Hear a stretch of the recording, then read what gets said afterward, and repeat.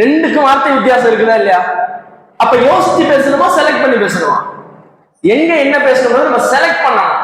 பேசணுங்கிறதுக்காண்டி பேசிடக்கூடாது, என்ன பேசணுங்கிறத சரியான முறையில தெரிஞ்சு பேசணும். ஆனா இன்னைக்கு இது நம்ம சமுதாயத்துல பெரும்பகுதி இல்ல அப்படிங்கிறத நம்ம புரிஞ்சுக்கணும். நாமளும் பேசுற நாளும் அதுல ஒருவனா இருக்கலாம்.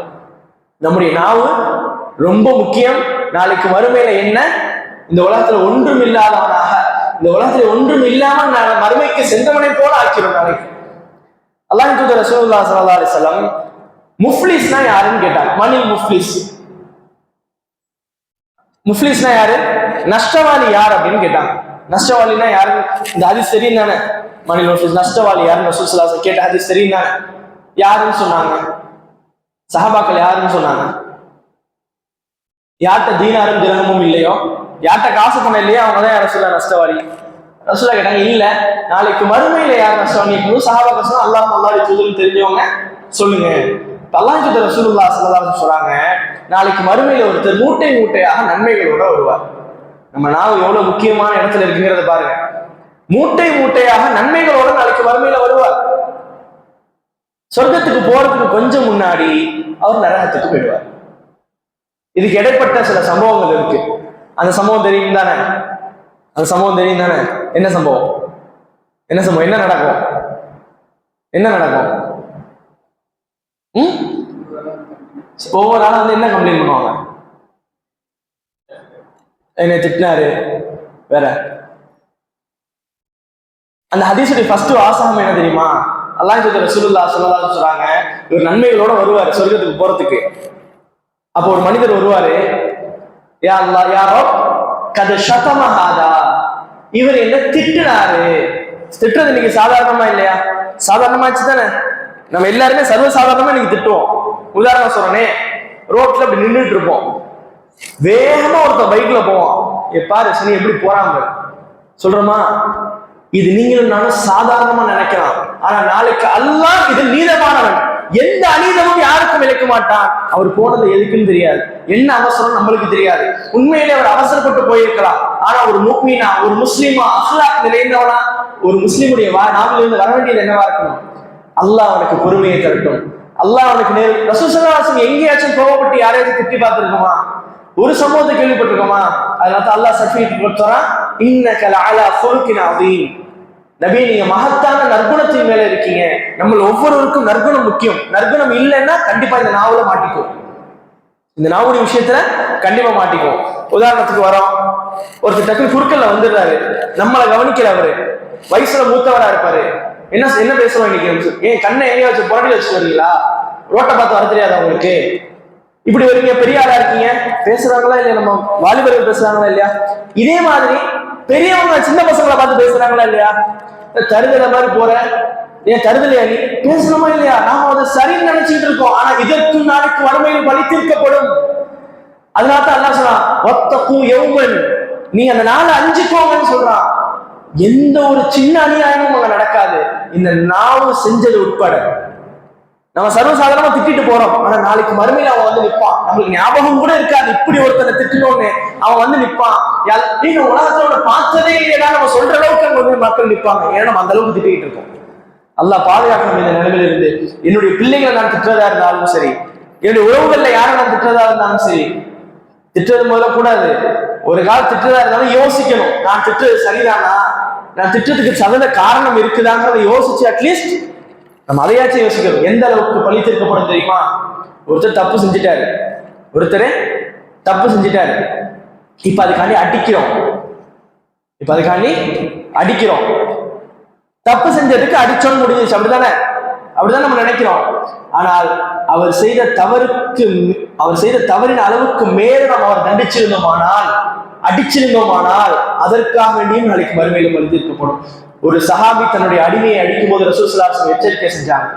ஒரு சஹாபி தன்னுடைய அடிமையை அடிக்கிறாங்க, அப்ப ரசூலுல்லாஹி ஸல்லல்லாஹு அலைஹி வஸல்லம் எச்சரிக்கை செஞ்சாங்க, அவர் செய்த தவறுக்கு மேலாக நீ அவரை தண்டித்திருந்தால் அல்லாஹ் நாளைக்கு உன்னை மறுமையில் அதற்காக வேண்டி குற்றம் பிடிப்பான்னு அந்த சஹாபி அந்த அடிமையை விடுதலை விட்டாங்க.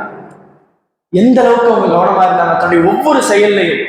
இன்னைக்கு நம்ம சர்வசாதாரணமா நாம வச்சு ஏசுறது என்ன? நம்ம வீட்டுல அம்மாவை ஏசுறோம், வெளியில ஏசுறதுக்கு இதுனா அம்மாவை ஏசு, ஒரு வார்த்தை கூட சீனு கூட முடியாது இல்லையா? எப்படி ஏச முடியும்? உம்மா தப்பே செஞ்சாலும், உம்மா எனக்கு அநியாயமே செஞ்சாலும் நான் ஏச முடியாது.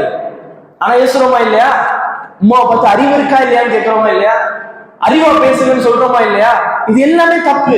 அப்ப நாவு நம்முடைய பெரும் பகுதி நம்முடைய வாழ்க்கையில அமல்களை ஒண்ணும் இல்லாமல் ஆக்கி, நாளைக்கு மறுமையில வரக்கூடிய அவர்கள், குற்றம் சொல்லக்கூடிய அவர்கள், இவர் என்னை பொய் பேசினார், இவர் என்னை பத்தி அவதூறு சொன்னார், இவர் என்னை பத்தி தேவையில்லாத விஷயங்களை பேசினார், இவர் என்னை திட்டினார், நாவு சம்பந்தப்பட்ட விஷயங்களாவே தான் பெரும்பகுதி வருதுங்கிறது நம்ம பார்க்கிறோம். எனவே அன்பினிசாமி உறவுகளை, இந்த நாவுடைய விஷயத்துல ரொம்ப அதிகம் கவனம் எடுக்கணும். நிறைய விஷயங்கள் இருக்கு. நம்முடைய ஈமான் சரியாக வேண்டுமானால் நம்முடைய நாவு சரியாகும். நான் மதரசால படிச்சுட்டு இருக்கும்போது எங்களுடைய ஷேக் சொல்லுவாங்க, ஒரு மனுஷன் நல்லவனா கெட்டவனா, அவனுடைய உள்ளம் சீர்பெற்றிருக்கா சீர்பெறவில்லையா என்பதை அவனுடைய நாவு வெளிப்படுத்திடும். ஒரு கட்டம் வரும் பொழுது அவன் நாக்கு அதை வெளிப்படுத்திடும் அப்படின்னு சொல்லுவாங்க. அதுக்கு தகுந்த மாதிரி ஒரு ஹதீஸ் தான் அல்லாஹ் தூதர் ரசூலுல்லாஹ் ஸல்லல்லாஹு அலைஹி வஸல்லம் லா யஸ்தகீமு ஈமான் அப்தி ஹத்தா யஸ்தகீமு கல்பு. ஒரு மனிதனுடைய ஈமான் பரிபூர்ணமாகாது, பலம் பெற்றதாக ஆகாது, அவனுடைய உள்ளம் பலம் பெற்றதாக ஆகும் வரை. ஹதீஸை நல்லா புரிஞ்சுக்கோங்க, ஸ்டெப் பை ஸ்டெப்பா. ஒரு மனிதனுடைய, ஒரு முஃமினுடைய ஈமான் பரிபூர்ணமாகாது, இஸ்தகீம் அப்படின்னா உறுதியாகும். ஒரு மனிதனுடைய ஈமான் உறுதி ஆகாது, அவனுடைய உள்ளம் உறுதியாகாத வரை. ஏன் அவனுடைய உள்ளம் உறுதியாகாத வரை? இப்ப ரசூலுல்லாஹ் அடுத்து சொல்றாங்க, லா யஸ்தகீமு கல்பு, அவனுடைய உள்ளம் உறுதியாகாது, ஹத்தா யஸ்தகீம லிசானு, அவனுடைய நாவு உறுதியாகாத வரை.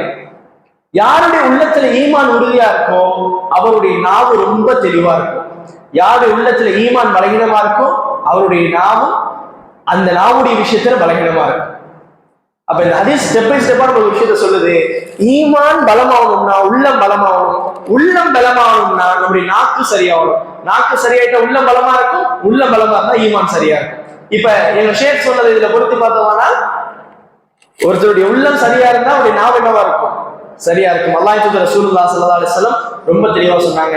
இந்த ஹதீஸுக்கு விளக்கம் சொல்லும் பொழுது அறிஞர்கள் சொல்றாங்க, உள்ளத்துடைய டிரான்ஸ்லேட்டர் தான் உங்களுடைய நாக்கு. உங்க உள்ள என்ன நினைக்குதோ, உங்க உள்ளம் என்ன வச்சிருக்குதோ அதை இந்த நாக்கு என்ன பண்ணும்? வெளிப்படுத்திடும். இந்த நாக்கு பேசுற சில பேரு கேலிக்கு ஒரு கிண்டலுக்கு சொல்லுவாங்க. திடீர்னு யாராச்சும் பெரியவங்களை வாடா சொல்லிட்டா, மனசுல உள்ளதுதான் வந்துருச்சு வெளியில சொல்லிட்டாரு, யதார்த்தமா சொல்லியிருப்பாரு, விளையாட்டா சொல்லியிருப்பாரு, மனசுல உள்ளது வந்துருச்சு வெளியில அப்படிமோ. உண்மை அதுதான். ஆனா அவர் அந்த நேரத்துல விளையாட்டுன்னு சொல்லியிருக்கலாம், யதார்த்தமா தெரியாம கவனக்குறைவா சொல்லியிருக்கலாம். ஆனா உண்மையிலேயே மனசுடைய பண்பு என்னன்னா, மனசுல உள்ளது யதார்த்தமா வெளியில வந்துடும். இந்த ஹிப்னோடைசர் சொல்லுவாங்க, தூக்கத்திலேயே உண்மையை வர வைக்கிறதுன்னு சொல்லுவாங்கல்ல, அது எப்படி சொல்ல முடியுது? இந்த நாக்கு இந்த நேரடியா உள்ளத்தோட தொடர்புடையது. இந்த உள்ளம் எதெல்லாம் தன்னுடைய நினைவுகளை வச்சிருக்குதோ அதை ரொம்ப ஈஸியா என்ன பண்ணிட முடியும்? நாக்கால நம்மளால வெளிக்கொண்டு வந்துட முடியும் அப்படின்னு புரிஞ்சுக்கணும். அந்த அளவுக்கு நாக்குக்கும் ஒரு உள்ளத்துக்கும் மிகப்பெரிய தொடர்பு இருக்குது. யாருடைய நாக்கு சரியில்லையோ அவருடைய உள்ளம் சரியில்லைன்னு அர்த்தம். இப்ப அவருடைய உள்ளத்தை சரிப்படுத்தணுமானால் தன்னுடைய நாவை அவரு பேணிக்கொள்ளணும். இதுதான் நான் ஒரே ஒரு விஷயத்த சொல்ல, நிறைய இருக்கு. நம்முடைய நாவு நம்முடைய நரகத்துல ரொம்ப ஸ்பீடா கொண்டு போய் தள்ளிடும். அல்லாஹ் பாதுகாக்கணும். அல்லாஹ் தூதர் ரசூலுல்லாஹ் ஸல்லல்லாஹு அலைஹி வஸல்லம் சொல்றாங்க, ஒரு மனிதர் ஒரு வார்த்தையை சொல்லுவார், அது இன்ன வார்த்தைன்னா அவர் பார்த்திருக்க மாட்டார், இன்ன வார்த்தை யோசிச்சுலாம் பேசியிருக்க மாட்டார். ஒரு வார்த்தையை சொல்லியிருப்பாரு, அதன் காரணமாக, அந்த வார்த்தையின் காரணமாக, அந்த வார்த்தையின் தீங்கின் காரணமாக, அந்த வார்த்தையின் பாவத்தின் காரணமாக கிழக்கிற்கும் மேற்கிற்கும் இடைப்பட்ட தூரம் அளவிற்கு அவர் நரகத்தில் தூக்கி வீசப்படுவார். ஒரு வார்த்தை சொன்ன, ஒரு வார்த்தைக்காக வேண்டி. சர்வசாதாரணமா இன்னைக்கு கெட்ட வார்த்தைகள் பேசப்படுதா இல்லையா? தெரிஞ்சே இது கெட்ட வார்த்தைன்னு தெரிஞ்சே பேசப்படுதா இல்லையா? சில நேரங்கள்ல கண்டிச்சா என்ன சொல்றோம்? பழகிருச்சு, ஃப்ரெண்ட்ஸோட பேசி பேசி பழகிருச்சு சொல்றோமா இல்லையா? ஆனா எந்த வார்த்தையை நம்ம நரகத்துல கொண்டு போய் வேகமா தள்ளுங்கிறது நமக்கு தெரியாது. ரசூலுல்லாஹ் சொன்னாங்க, இந்த வார்த்தை பேசினாருனால ஏதோ ஒரு வார்த்தையை பேசுறாரு, அந்த வார்த்தை அல்லாஹ்வுக்கு வெறுப்புக்குரியதா இருந்துருச்சு, கிழக்கிற்கும் மேற்கிற்கும் இடைப்பட்ட தூரத்தை தூக்கி போட்டுருவான். அல்லாஹ் பாதுகாக்கணும். அதே மாதிரி அவர் ஒரு வார்த்தையை பேசுவார், அல்லாஹ்வுக்கு மிகவும் பிடித்த வார்த்தை ஆயிடும், அதன் காரணமாக அல்லாஹ் அவர் என்ன பண்ணிடுவான்? சொர்க்கத்துல போட்டுருவாங்கிறதையும் ரசூலுல்லாஹ் அவங்களுக்கு சொல்றாங்க. அப்ப நம்ம அதிகமா நம்முடைய நாவை குறிச்சு பயப்படணும். நீங்களும் நானும் பயப்படலைன்னா கூட பரவாயில்ல. நீங்க நான் என் நாக்கை நினைச்சு பயப்படலைனாலும், நீங்க உங்க நாக்கை நினைச்சு பயப்படலைனாலும் அது ஒரு விஷயம் இல்லை. ஒவ்வொரு நாளும் நம்முடைய உடல் உறுப்புகள் அனைத்தும் காலையில எழுந்திருச்ச உடனே நம்ம உடம்புல உள்ள ஒரு உறுப்புட்டு ரெக்வெஸ்ட் வைக்கும், நம்ம உடம்பு உறுப்புலாம் இருக்கையா, கண்ணு, காது, மூக்கு, நம்முடைய கை, காலு, என்னெல்லாம் நம்ம உடம்பு உறுப்புகள்லாம் இருக்கு நம்மளுக்கு தெரிஞ்சு, இது எல்லாம் யார்கிட்ட ரெக்வெஸ்ட் வைக்கும் தெரியுமா? காலையில எழுந்திரிச்சோட நாக்கிட்ட. அது சொல்லும், நீ நேரா இருந்துக்கோ. அது எப்படி ரெக்வெஸ்ட் பண்ணும்? எப்பா நீ எங்களுக்காண்டி நேரா இருந்துக்கோப்பா, சரியா இருந்துக்கோப்பா. நீ சரியா இருந்தா நாங்களும் சரியா இருப்போம், நீ கோணலாடினா நாங்களும் கோணலாயிடுவோம். இந்த நாக்கிட்ட ஒவ்வொரு உறுப்பும் ரெக்வெஸ்ட் வைக்கும், எங்களுக்காண்டி சரியா இருங்க, நீ சரியா இருந்தாதான் நாங்களும் சரியா இருக்க முடியும், நீ கோணலாடினா நாங்களும் கோணலாயிடுவோம் அப்படிங்கிற ஒரு ரெக்வெஸ்ட் என்ன பண்ணும்? உடல் உறுப்புகள் மொத்தமும் பயத்தின் காரணமாக, நாக்கின் மீது உள்ள பயத்தின் காரணமாக ஒவ்வொரு நாள் காலையிலையும் ரெக்வெஸ்ட் வைக்கும் ரசூலுல்லாஹி ஸல்லல்லாஹு அலைஹி வஸல்லம். நம்ம உடல் உறுப்பே பயப்படுது, ஆனா நாம என்ன பண்றது இல்லை, பயப்படுறது இல்லை இல்லையா? ஆனா இது மாறணும். அந்த நாக்கு, ஒரு உதாரணம் சொல்றேனே, நாக்கு எந்த அளவுக்கு பர்ஃபெக்டா தப்பிக்கும் அப்படின்னு. இப்போ நான் ஒருத்தர் போய் அவரை திட்டுறேன், சும்மா ரோட்ல போயிட்டு போய் திட்டுறேன். இப்போ என்ன அடிக்கிறாரு, திட்டினது யாரு? திட்டினது யாரு? என் உடம்புல திட்டினது யாரு? நாக்கு. இது திட்டினதுக்கு அடி வாங்கினது யாரு? கை, காலு, பல்லு உடையும். நாக்கு திட்டி இருக்கும், ஆனா அடிக்கிற அடியில உடையுது என்னவா இருக்கும்? பல்லா இருக்கும், தெரிக்கிறது உதடா இருக்கும். இது எல்லாம் அதுக்குள்ள அடங்கும். நாக்கு வேலையை பார்த்துட்டு பாதுகாப்பா உள்ள போய் பார்த்துட்டோம், அடி வாங்குறது, குத்து வாங்குறது எல்லாம் யாராவது இருக்கும், வெளியில உள்ள உறுப்புகளாக இருக்கும். இதை நினைச்சோம்னா அந்த உறுப்புகள் பயப்படும். சரியா? அப்ப உடல் உறுப்புகள் எல்லாம் ஒவ்வொரு நாளும் பயப்படுது, நாம் அதை பத்தி பெருசா பயப்படுறது இல்லை. பயப்பட வேண்டும் என்பதற்காண்டிதான் நானும் பேசுறேன், நீங்களும் கேட்கிறீங்க. ஒவ்வொரு நாளும் நமக்கு இந்த உபதேசங்கள் தேவை, ஒவ்வொரு முறையும் நம்ம ஞாபகப்படுத்திக் கொண்டே இருக்கணும். அப்ப இந்த நாக்கு நம்முடைய வாழ்க்கையில மிக முக்கிய பங்கு வகிக்கிறத நம்ம புரிஞ்சுக்கணும். எந்த அளவுக்கு மிக முக்கிய பங்கு வகிக்கிறது நான் சுருக்கமா கடைசியா சொல்லி முடிக்கிறேன். நிறைய ஹதீஸ்கள் இருக்குது. முஆத் இப்னு ஜபல் ரலியல்லாஹு அன்ஹு அவங்கள்ட்ட அல்லாஹ்வுடைய ரசூலுல்லாஹி ஸல்லல்லாஹு அலைஹி வஸல்லம் சில இபாதத்துகளை பத்தி சொல்றாங்க. நான் உனக்கு இதை சொல்லவா, அதை சொல்லவான்னு சொல்லிட்டு தொழுகை 5 காரியங்கள், அதாவது 5 தொழுகையை சொல்றாங்க. இந்த தொழுகை உள்ள சொர்க்கத்துக்கு கூட்டிட்டு போயிடும், நோன்பு வை சொர்க்கத்துக்கு கூட்டிட்டு போயிடும், தர்மம் செய் சொர்க்கத்துக்கு கூட்டிட்டு போயிடும், அப்படின்னு நிறைய சொல்றாங்க. பெரிய ஹதீஸ். இது எதெல்லாம் வருது அப்படின்னா, இப்னு மாஜால வருது, அஹ்மதுல வருது, நசைல வருது, திருமிதியில வருது. சஹீஹான ஹதீஸ், மிக நீண்ட ஒரு ஹதீஸ். இது எல்லாத்தையும் ரசூல் ஸல்லல்லாஹு அலைஹி வஸல்லம் சொல்றாங்க. எந்த அளவுக்கு சொல்றாங்கன்னா, ஜிஹாத் வரைக்கும் சொல்லிட்டாங்க. மார்க்கத்திலே மிக உயர்ந்த காரியம் ஜிஹாத் எல்லாத்தையும் சொல்லிட்டு ரசூல் ஸல்லல்லாஹு அலைஹி வஸல்லம் கடைசியா ஒரு வாசகத்தை சொல்றாங்க. நம்ம அடிக்கடி கேட்கணும், அடிக்கடி நம்ம நினைவுபடுத்திக்கணும். என்ன சொல்றாங்க ரசூல் ஸல்லல்லாஹு அலைஹி வஸல்லம்?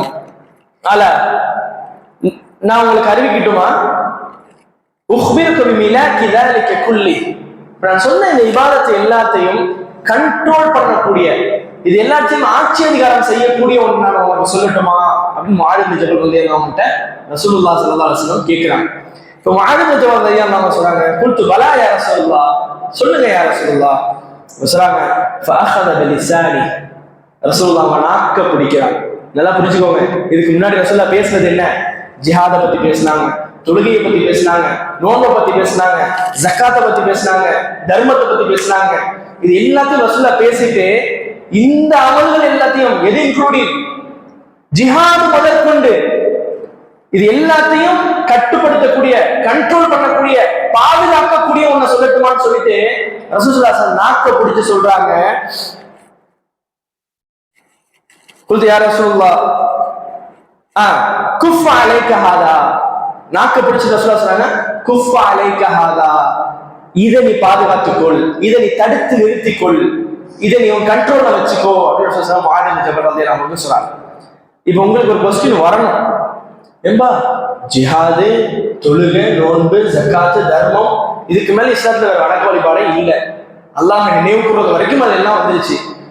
இது எல்லாத்தையும் ஏன்பா நாக்கோட ரசூலுல்லாஹ் முடிச்சு போடுறாங்க, இது எல்லாத்தையும் இதுதான் கண்ட்ரோல் பண்ணது ஏன்பா சொல்றாங்க அப்படிங்கிற கேள்வி நம்மளுக்கு வரணும். ஏன்னா முஆத் இப்னு ஜபல் ரலியல்லாஹு அன்ஹு அந்த கேள்வி வந்துச்சு. ரசூலுல்லாஹ் அவங்க கேக்குறாங்க, யா ரசூலுல்லாஹ் வ இன்னா லமுஆഖதூன பிமா நதகல்லமு பி, நாங்க நாக்க வச்சு பேசுறதுக்கு நாம குற்றம் பிடிக்கப்படுவோம், நாங்க பேசுறதுக்கு நாம ரசூலுல்லாஹ் குற்றம் பிடிக்கப்படுவோம் அப்படி கேட்கும்போது ரசூலுல்லாஹ் ஸல்லல்லாஹு அலைஹி வஸல்லம் சொன்ன வாசகம், தகிலத்க உம்மக், உன்னுடைய உம்மா உன்னை இழக்கட்டும், உன்னுடைய உம்மா உன்னை இழக்கட்டும். அதாவது இந்த ஏசுதல் எல்லாமே ஒரு செல்லமான ஒரு விஷயம். நம்மகிட்ட கிடையாது, அது அவங்கள்ட்ட அரபுகிட்ட உள்ள ஒரு செல்லமா திட்டக்கூடிய ஒரு விஷயம். அவர் சொல்ல சக்கிலத்துக்கு உன் தாய் உன்னை இழக்கட்டும். وهل يكب الناس في النار على وجوههم الا حصائد السنتهم. ரசூல் ஸல்லல்லாஹு அலைஹி வஸல்லம் பார்த்து கேட்கிறாங்க முஆத் இப்னு ஜபல் ரலியல்லாஹு அன்ஹு, ஏம்பா மனிதர்கள்ல பெரும்பாலானவர்களை நரகத்தில் முகங்குப்புற தள்ளுவது அவருடைய நாவுகள் அறுவடை செய்ததை தவிர வேறு எதுவாக இருக்க முடியும்? நல்லா புரிஞ்சுக்கோங்க. ரசூலுல்லாஹ் முஆத் இப்னு ஜபல் பார்த்து கேட்கிறாங்க, மனிதர்கள்ல மக்கள்ல பெரும்பாலானவர்களை நரகத்துல முகங்குப்புற தள்ளுறது அவர்கள் நாவுகள் அறுவடை செய்ததை தவிர வேறு எதுவாக இருக்க முடியும்? ரொம்ப தெளிவா ரசூலுல்லாஹ் கேட்கிறாங்க. யூதர்கள் தெரியும் தானே, நஸ்ரானிகள் தெரியும் தானே. யூதர்கள் அல்லாஹ் ஏன் சபிக்கிறான்? யூதர்கள் ஏன் சபிக்கிறான்? என்ன சொன்னாங்க யூதர்கள்? அல்லாஹ்வின் கை கட்டப்பட்டு இருக்கின்றாங்க, நாவு சம்பந்தப்பட்ட விஷயம். நஸ்ரானிகள் என்ன சொன்னாங்க? ஈசா அலைஹிஸ்ஸலாம் அல்லாஹ்வுடைய மகன் நாங்க. பிரச்சனையே நாவுல இருந்து ஆரம்பிக்கிறாங்க எல்லாத்தையுமே. அப்ப நல்லா நம்ம விஷயங்களை புரிஞ்சுக்கணும். நம்முடைய நாவு நம்முடைய எவ்வளவு அமல்கள் செஞ்சிருந்தாலும் சரிதான், மறுமையில ஒண்ணும் இல்லாம நம்மளை ஆக்கிறோம் அப்படிங்கிறத புரிஞ்சுக்கணும். எனவேதான் நாவும் நாமும் அப்படிங்கிற தலைப்பு இந்த நேரத்தில் நம்ம செலக்ட் பண்ணியிருந்தோம். ஏன்னா ஒவ்வொரு நாளும் நம்ம நாவை குறிச்சு பயந்துகிட்டே இருக்கணும். நான் என்ன பேசுறேன், என்ன செய்யறேன், என்ன சொல்றேன், என்னெல்லாம் பேசுறேன். அல்லாஹ் குர்ஆன்ல சொல்றான், நீங்கள் எந்த ஒரு வார்த்தையும் அதை குறிப்பிட்டு எழுதக்கூடிய மலக்குகள் இல்லாம நீங்க எழுதல. அதை எழுதக்கூடிய மாணவர் உங்கள்கிட்ட இருக்காதுன்னு எழுத. நம்ம சொல்லக்கூடிய ஒவ்வொரு வார்த்தையும் எழுதிட்டு இருக்காங்க. இது வரைக்கும் நம்ம சொன்ன எல்லா வார்த்தையும் எழுதப்பட்டிருக்கு. நாளைக்கு மறுமையில நம்மளுக்கு முன்னாடி காண்பிக்கப்படும். எந்த இடத்துலையும் நம்மளால தப்பிக்க முடியாது. சத்தம் போடாம வாய்க்குள்ள முழுமுழுன்னு சொல்லாலும் அது வரும். மனசுல நினைச்சதை தவிர நம்ம எதெல்லாம் வாயில முழுமுழுத்தோமோ எல்லாமே வரும். எனவே அன்பின் இஸ்லாமிய உறவுகளே, நாவு சம்பந்தமான ஏராளமான எச்சரிக்கைகள் நம்மளுக்கு இருக்கு. அதே சமயம் அல்லாஹ்வின் தூதர் ரசூலுல்லாஹி ஸல்லல்லாஹு அலைஹி வஸல்லம் வாக்குறுதிகள் இருக்கு. யார் தன்னுடைய நாவை பாதுகாத்துக் கொண்டாரோ, யார் தன்னுடைய மர்மஸ்தானங்களை பாதுகாத்துக் கொண்டாரோ அவருக்கு நாளைக்கு நான் மறுமையில் சொர்க்கத்தை பெற்றுத் தருவதற்கு நான் வாக்குறுதி அளிக்கிறேன். இந்த நாக்கை நம்ம பாதுகாத்துக் கொண்டோம்னா நாளைக்கு மறுமையில் நம்மளுக்கு சொர்க்கம் காத்திருக்கு. இதே மாதிரி நாவும் செய்யக்கூடிய பல விதமான தவறுகள், கேலி, கிண்டல், பொய் சத்தியம், இந்த மாதிரியான விஷயங்களை விட்டு தவிரும் போதெல்லாம் சொர்க்கத்தில் நம்மளுக்கான தனித்தனியான இடங்கள் நம்மளுக்காக தயார் செய்யப்படுகிற ஏராளமான ஹதீஸ்கள் இருக்கு. அன்பின் இஸ்லாமிய உறவுகளே, சரியான முறையில் நம்ம வாழ்ந்து மரணிக்கணுமானால் நம்முடைய நாவு சரியாக இருக்கணும். நம்முடைய நாவை நம்ம சரிப்படுத்தணும். சரியான முறையில நம்ம இது எல்லாத்தையுமே அமைத்தோமானால் நம்முடைய வாழ்க்கையில நிம்மதியான ஒரு வாழ்க்கை, அழகான ஒரு வாழ்க்கை, சகோதரத்துவமும் குடும்ப உறவுகளும் நல்ல முறையில் இருக்கும் அப்படிங்கிறத நம்ம புரிஞ்சுக்கணும். நம்ம பெரும்பாலும் குடும்ப பிரச்சனைகள் எடுத்து பார்த்தா எங்கேதான் ஸ்டார்ட் ஆயிருக்கும்? நாவுல இருந்து ஸ்டார்ட் ஆயிருக்கும். கணவன் மனைவிக்கு இடையில உள்ள பிரச்சனை நாவுல இருந்து ஸ்டார்ட் ஆயிருக்கும். சகோதரர்களுக்கு இடையில உள்ள பிரச்சனை நாவுல இருந்து ஸ்டார்ட் ஆயிருக்கும். நண்பர்களுக்கு இடையில உள்ள பிரச்சனை நாவுல இருந்து ஸ்டார்ட் ஆயிருக்கும். பெரும்பாலும் இப்படிதான் இருக்குது. அல்லாஹ் இந்த நிலைமையிலிருந்து இந்த இடத்துல வந்திருக்கக்கூடிய நம்மளையும் வராமல் இருக்கக்கூடிய சகோதர சகோதரியும் சரிதான்.